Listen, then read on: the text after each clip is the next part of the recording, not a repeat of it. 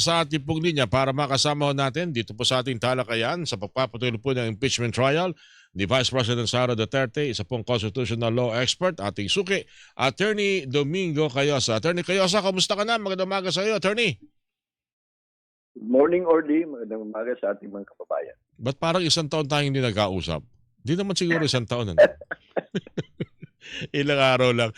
Attorney, pakipaliwanag nga.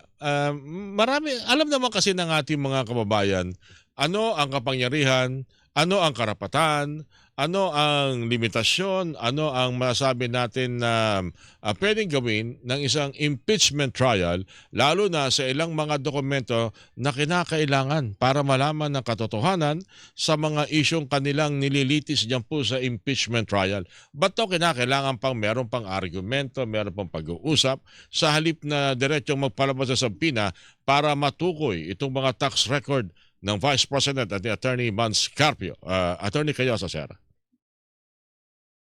Well, naintindihan natin ang ating mga kababayan at pati ng marami sa mga kasama nating mga abogado na nagtatakas tayo kung saan umaabot yung mga katanungan, yung mga pag-assess ng ebidensya, kung malinaw naman yung mga ibang kaganapan na hindi na dapat masyado pinagtatalunan. Pangalawa, meron yung mga karapatan ng bawat isa, mga provision ng batas na ang linaw-linaw naman, provision ng constitution ang linaw-linaw naman, pero pinag-aawayan pa. Pati yung mga opinion, mga motivasyon, gusto pang ungkatin. Kaya tuloy humahaba. So, itong kasong ito, hindi ko naman to criminal case or civil case or administrative case. Yung impeachment, sa disenyo, ito yung pamamaraan para panagutin ang sinumang mataas na opisyal ng gobyerno na sa tingin ng taong bayan o ng mga elected representatives natin, nagkasala at dapat matanggal sa pwesto. Yun ho ang impeachment, to hold them accountable. At kaya, halimbawa, itong unang charge, hindi ho naman ang charge dito yung grave threat o kaya inciting to sedition. Ang charge dito, betrayal of the public trust. Yeah. So, dapat ibalik dun sa napakasimpleng issue. Diba? Kasi, halimbawa, yung mga videos, matagal na yung nakita sa labas. It's too late in the day na bawiin yan. So, yan ginawa na, and then, will that amount to betrayal of the public trust? Of course, maganda rin na yan ba grave threats o kaya inciting to sedition? But the more important question is, itong ginawa na ito ng nasasakdal, will that amount to betrayal of the public trust? And therefore, pwede siyang tanggalin sa kanyang posisyon. Yung hindi ko yan yung issue ng deprivation of life, liberty, or property. Sapagkat hindi naman ikukulong yung respondent dito, hindi naman magmumulta, hindi naman siya magbabayad. Diba?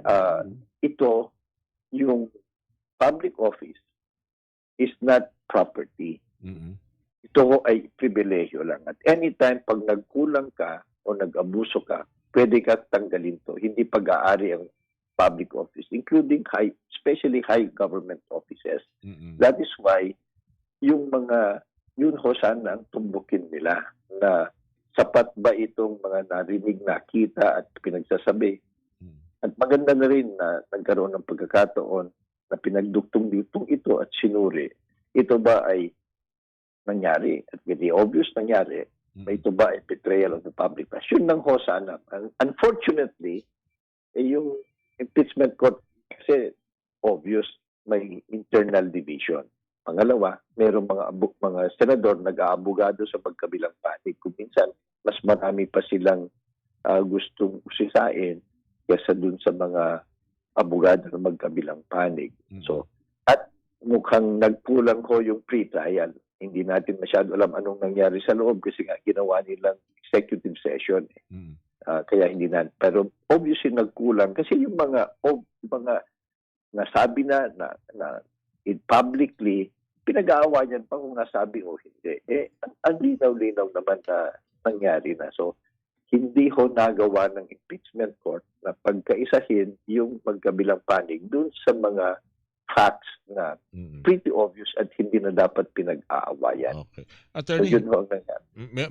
meron pa akong gusto mga tanong dito, pero mamarapatin niyo po ba na kami tawagan ko po uli kayo kasi 3, 4 itong nakita ko kagad ng katanungan sa inyong binabanggit paliwanag na yan patungkol sa hindi dapat manaig yung usapin ng life, liberty and property sa usapin ng Petrero Public Trust.